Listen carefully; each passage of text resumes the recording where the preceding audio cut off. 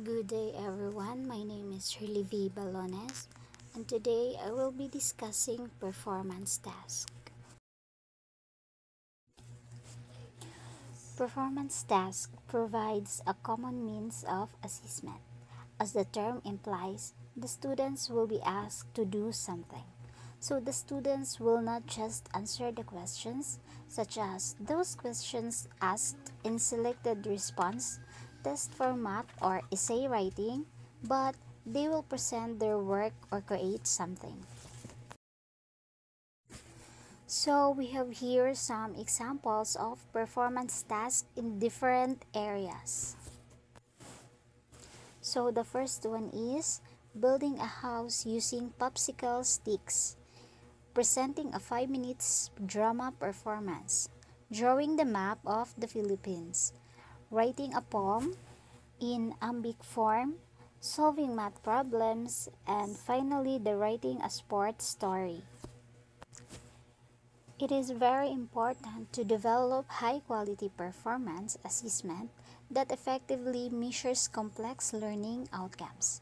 Below are the different suggestions in developing performance tasks as the ways of improving scoring. Gronland, Lin, and Miller 2009.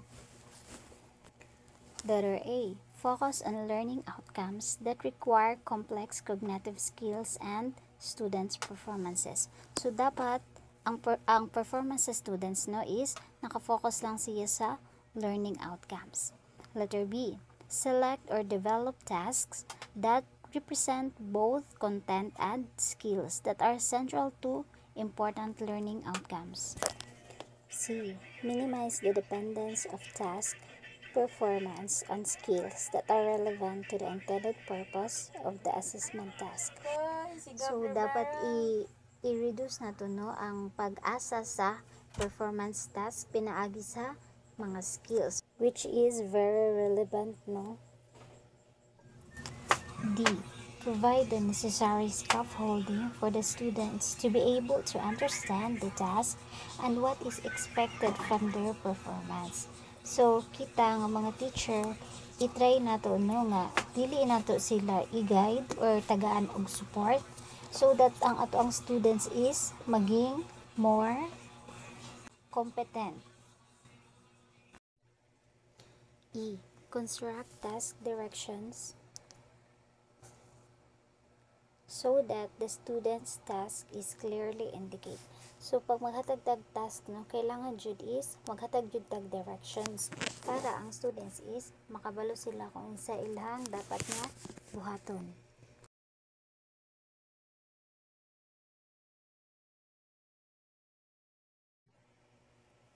F. Clearly communicate performance expectations in terms of the scoring rubrics by which the performance will be judged.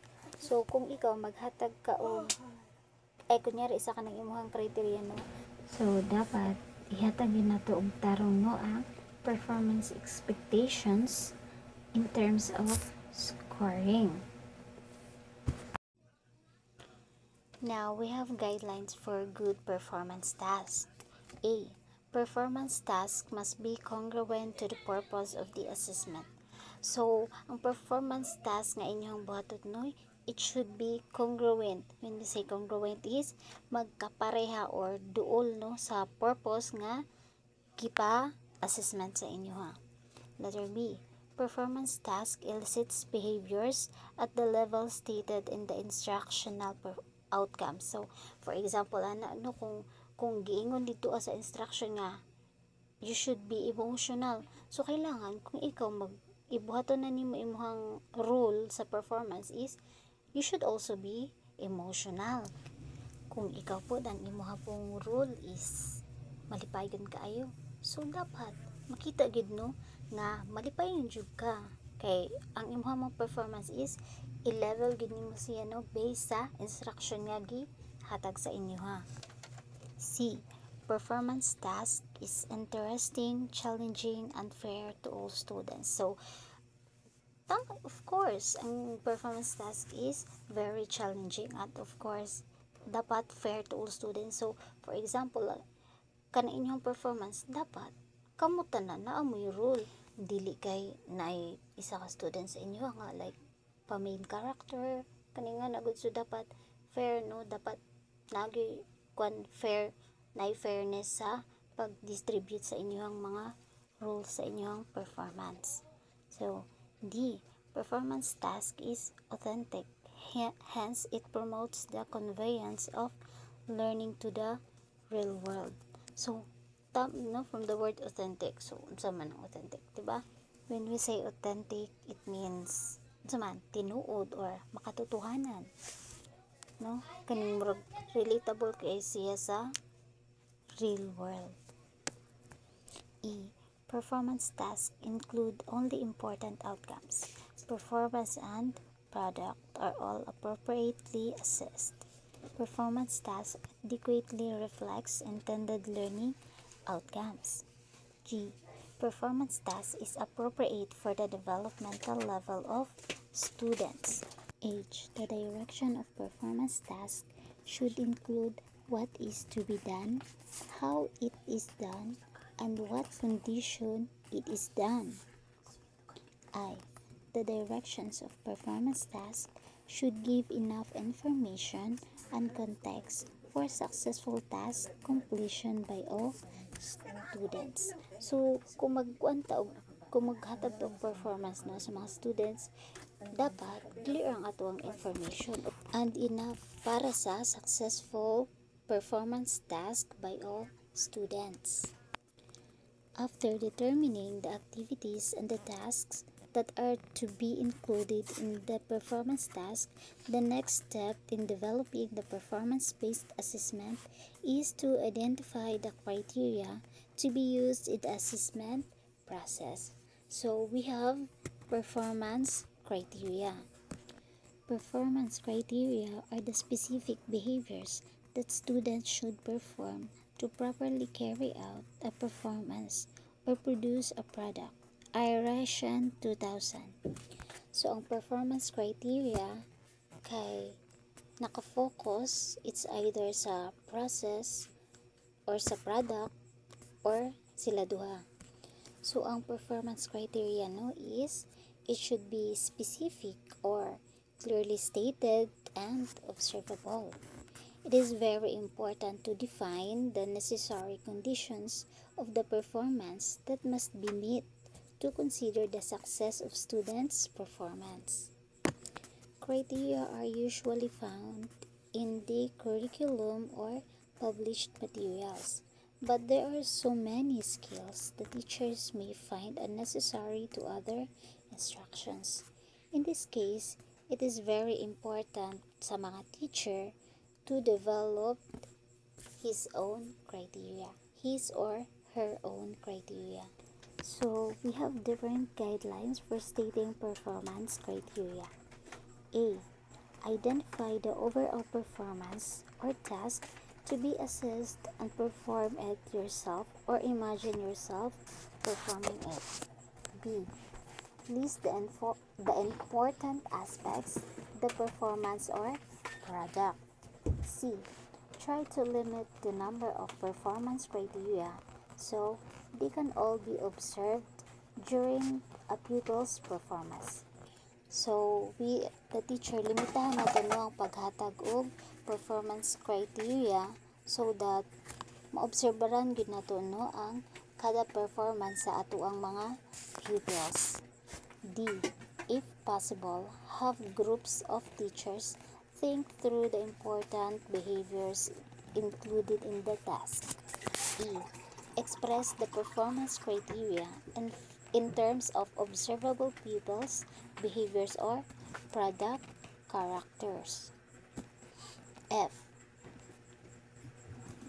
do not use ambiguous words that may cloud the meaning of the performance criteria. G, arrange the performance criteria in the order in which they are likely to be observed. H, check for existing performance criteria before constructing your own. So, kitang mga teacher mo ay future teacher. So maghatag to og mga performance criteria, which is unsa ang gusto sa mga students nga gusto nila nga i-observe nato sa ilahang performance. So, check for existing performance criteria before constructing your own. So, mag-check yun og mga existing performance criteria, like mag-browse sa mga performance criteria bago ta mag-construct sa atong own, kay para katong ato ang na-browse is kuha na to siya og idea kung unsaon man pag-construct og ato ang own nga criteria. So karon naatay types of performance criteria. Una is impact of the performance.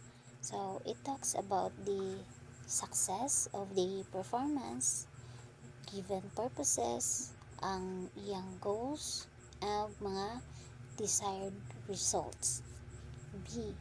Work quality and craftsmanship. So it shows the overall quality, the organization, and the difficulty of work. So ang C is adequacy of method and behavior. So nag-refer ni siya sa quality of procedures, the manners of presentations prior to and during the performance. So ang D is validity of content. So it talks about the correctness of ideas, mga skills, or mga materials nga mga nagamit. So ang E is sophistication of knowledge employed. So it shows the complexity or maturity of knowledge employed. Now, we have the following guidelines for good judging criteria. Letter A. Communicate essential achievement standard of the assessed outcomes. B. Operationalize the outcomes they intend to reflect. C. Apply across content that calls for similar behavior. D. Focus on current instruction, not prior learning. E. Observable. F. Essential for judging performance of the task adequately. G. Communicate to others what constitutes excellence. And last, appropriate for the students. So all those guidelines are suggested by Gallagher 1998 in scoring the performance of the students, which can be implemented or adapted in actual judging of the students' performance according to research. Now we have the following to evaluate the criteria. A. Criteria are present to each outcome assessed. B. All criteria associated with an outcome sufficiently describe the criterial aspect of performance. What is necessary to observe to determine successful performance? C. Criteria are shared with students when appropriate.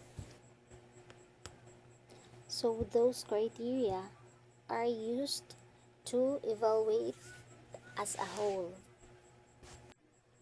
So that's all for the time being. I hope you guys learned something from me. Thank you.